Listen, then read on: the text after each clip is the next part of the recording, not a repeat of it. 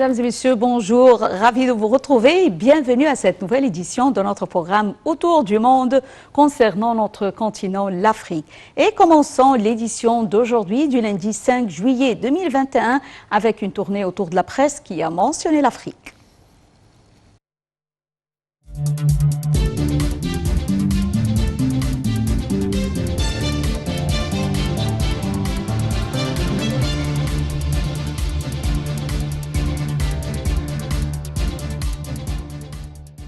L'édition d'aujourd'hui avec la presse et le quotidien Le Monde.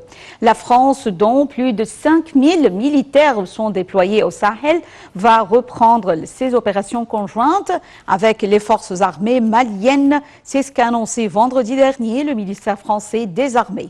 Elle avait suspendu sa coopération bilatérale à la suite d'un second coup d'État au Mali en mai.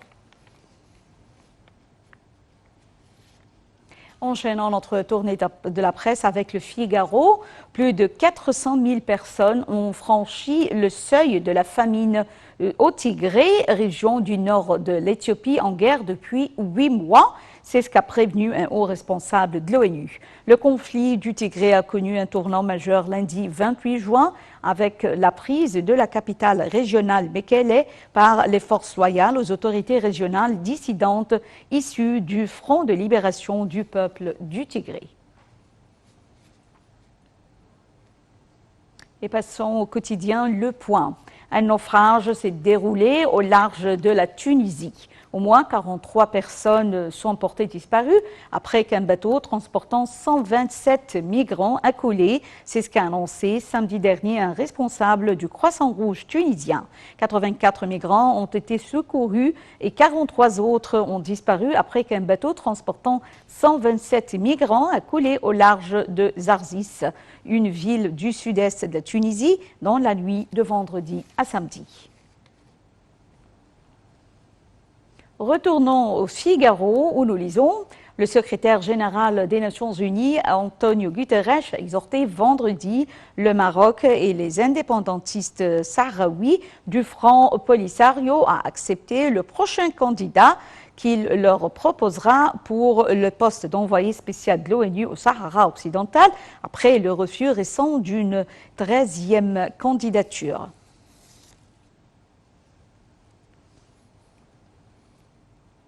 Les nouvelles ne sont pas bonnes en provenance de la Tunisie où les hôpitaux sont saturés. Le pays fait face à une nouvelle vague de contamination du coronavirus qui a poussé certains territoires à sévir en imposant des reconfinements locaux. Et c'est désormais au tour du Grand Tunis de serrer la vie depuis le 1er juillet 2021. Dalia Karam nous donne plus de détails. Face à la recrudescence des cas de Covid-19 et l'augmentation des décès, les autorités tunisiennes continuent d'essayer de stopper la vague. Après de nouveaux reconfinements dans plusieurs régions, le Grand Tunis a été bouclé jeudi 1er juillet avec un couvre-feu à 20 h sur tout le territoire, la suspension des événements culturels, manifestations et la fermeture des lieux de culte. Les médecins, dont les hôpitaux sont saturés, plaident pour un meilleur contrôle et une application stricte des nouvelles mesures. Cette situation explique la récente décision de durcir les conditions d'accès au territoire tunisien depuis le 1er juillet 2021. En effet, jusqu'alors dispensés de tests, tous les voyageurs français vaccinés doivent dorénavant se soumettre à cette vérification, y compris les voyageurs de plus de 12 ans entrant en Tunisie qui doivent présenter un test PCR négatif à la Covid-19 réalisé moins de 72 heures avant le premier embarquement. Pour les non-vaccinés, en plus du test PCR, ils devront s'engager sur l'honneur à respecter un auto-isolement de 7 jours à partir de leur arrivée en Tunisie. De plus, il sera indispensable pour eux de remplir les documents réclamés par les autorités, fiches sanitaires et la fiche d'engagement imprimée, signée les deux documents générés par l'application. Depuis le 19 avril 2021, les passagers des vols charter ou ceux qui ont souscrit un voyage organisé doivent respecter les mesures spécifiques suivantes. Présentation à l'arrivée du résultat d'un test PCR négatif réalisé au maximum 72 heures avant l'embarquement. Par contre, dans le cadre d'un vol en charter, les voyageurs complètement vaccinés sont exemptés de tests PCR du 1er juillet au 9 juillet 2021 compris.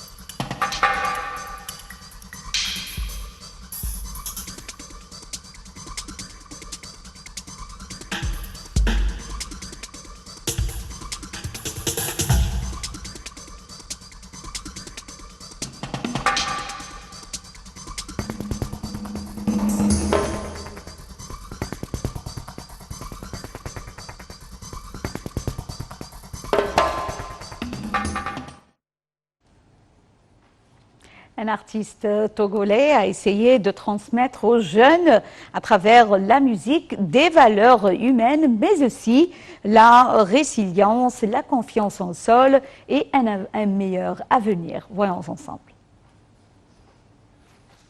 Le chanteur et guitariste togolais Peter Solo s'est engagé autour de la problématique des enfants de la rue. Pendant 3 semaines, 15 jeunes, tous issus de la rue comme innocents, ont été formés à la guitare ou à l'accordéon pour certains. L'idée, transmettre à ces enfants la résilience et de leur montrer qu'il existe des possibles dans ce monde. Peter Solo, le leader de Voodoo Game, commente qu'il était comme eux, qu'il dormait dans la rue aussi après le divorce de ses parents, et qu'il ne rentre nulle part et que cela l'a touché et qu'il a décidé de venir apporter sa connaissance. Ce qu'il sait faire, c'est la musique. Au Togo, les personnes de la rue ne sont prises en compte dans aucune mesure de protection ni sociale ni sanitaire, selon l'ONG de solidarité handicap international. La réalité de ces jeunes est vécue par près de 15 000 personnes. Peter Solo, le leader de Voodoo Game, commente qu'il était comme eux, qu'il dormait dans la rue aussi après le divorce de ses parents, et qu'il ne rentre nulle part et que cela l'a touché et qu'il a décidé de venir apporter sa connaissance. Ce qu'il sait faire, c'est la musique. Au Togo, les personnes de la rue ne sont prises en compte dans aucune mesure de protection ni sociale ni sanitaire, selon l'ONG de solidarité handicap international. La réalité de ces jeunes est vécue par près de 15 000 personnes. Leur situation s'est aggravée avec la pandémie de Covid-19. L'ONG et ses partenaires tentent d'attirer l'attention à travers des projets comme celui-ci. Selon Irène Montorola, la responsable Togo de Handicap International, Peter Solo a donné une voix à des personnes qui finalement n'ont pas de voix pour l'instant dans cette société et qui sont pour l'instant invisibles. Donc, c'est de leur donner de la visibilité, rappeler aux gens qu'une société est composée de personnes diverses et que chacun devrait trouver sa place. Et ce concert, c'est de rappeler qu'ils sont là, mais aussi qu'il faut leur donner des opportunités pour que ça marche. Le projet, en plus d'être un projet artistique, donne une deuxième chance d'insertion à tous ces jeunes exclus de la société.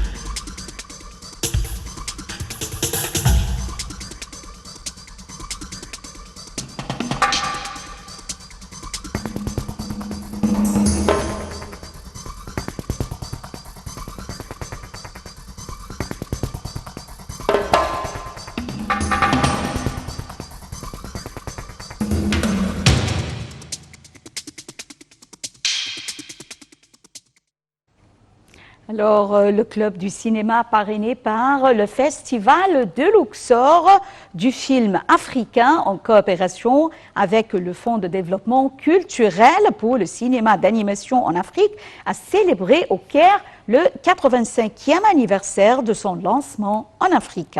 Cette festivité a été célébrée sur le théâtre de El Henegir en présence d'un grand nombre de spectateurs, de cinéphiles et de communautés africaines au Caire. Le club a honoré la grande réalisatrice d'animation, Shwikar Khalifa, en lui remettant la Légion de la 10e édition du festival pour ses efforts dans les ateliers locaux à Luxor au cours des 10 dernières années.